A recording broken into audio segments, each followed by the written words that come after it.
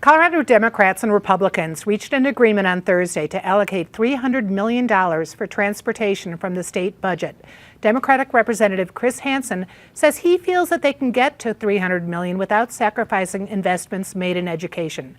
Eric, is that possible? We'll see. I mean, this was just a statement of intent, as best I read it. And the key number was not the 300 million. The key number was the 70 million that they added to what they had already set aside for transportation. The Senate wanted to do more, somewhere north of 100 million. Casey Becker in the House did not want that number. They settled on 70 million and basically instructed the JBC to, quote, go find it in the couch cushions. If the state is sitting on $70 million of loose change and nickels and dimes and couch cushions, then perhaps there's another discussion that we should be having here and elsewhere. So this is a statement of intent. It is a constant balancing act between the Democrats' desire to put every possible dime to CEA and to education, and obviously the demands of a transportation network that is grossly underfunded in this state. We'll see where they find the 70 million. I assume they will find it somewhere, and the fact that they can find it somewhere might be indicative to some voters of this state as to how tightly this thing is being run.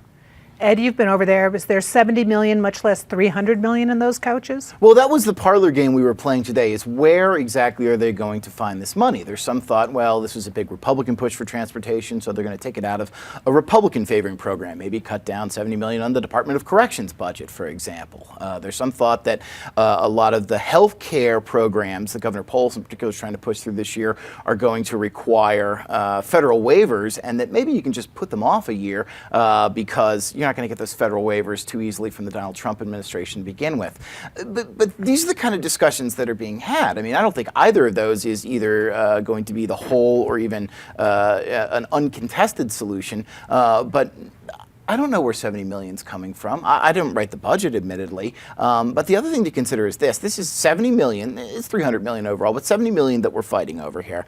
That was put to a transportation infrastructure unfunded backlog of 7.1 billion right now. And so, great. Now you've gotten that down, even with 300 million, from 7.1 billion to 6.8 billion. And we had enough of a fight over that much. Where is the long-term solution going to come from here in the road funding? Casey Becker's forwarded a bill to ask to de-Bruce the state government and keep all the money coming in over the Tabor cap for infinity, and put it between higher ed, K-12, and transportation. But that's not a completely stable source, and that's going to slowly get that transportation infrastructure backlog down. Not to sound like we just had the conversation about oil and gas, but this is just the start. And if it's not just the start, that road system is going to get a lot worse before it gets better. Are we at another collision course here, Natasha? Yes, and to expand it beyond just the state budget. I mean, transportation has been sort of this buzzword. I mean, as a reporter, I have to ask pretty much every political candidate on every level of race about this right now. And that means that those conversations range from electric scooters to potholes to transit lines to roads. Those things are not the same, and the way that we handle them are not the same. And I'm not sure that we can spend our way out of any of those problems. And that's what's going to really come down to the conversation is going to start to come down to, because much like education, where when you talk generally about it, people say, yeah, we support kids, but then when you get to the ballot box, when we get to questions of what we're actually going to fund, it becomes a much more complicated issue. And with transportation, the broad term, I think that's what we're going to come to a point on. And specifically for the state budget, that's going to be the question of which projects get funded, and that's going to be a fight. John, you've always supported spending your way out of trouble. The bail money has helped, yes.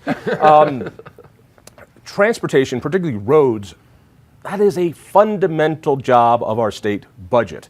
While 1 out of every 4 Coloradans is now on Obamacare, which is not a fundamental role of state government, we've seen transportation funding, road funding, flatline for over a decade. The reason is a structural one. We used to have something called Senate Bill 1, which took money and put it into the road funding. That's been changed, so now we have to have these debates. but everything else has grown in the budget. Everything has grown except for road funding. The other thing that hurts is that road funding that is there is being siphoned off for yet more transit. So at least 10 to 15% of this goes to transit across the state, so we can build more bike lanes and open spaces that affect transportation. The legislature needs to make a decision. Are they willing to fund this fundamental role of government? My suspicion is they want to wait for another tax increase because it's a good thing to hold people hostage to. You can hold kids hostage with education. You can hold roads hostage for every commuter. That's a lot easier than saying let's have an honest debate about Obamacare, which is driving the budget, because people will not vote for a tax increase for that.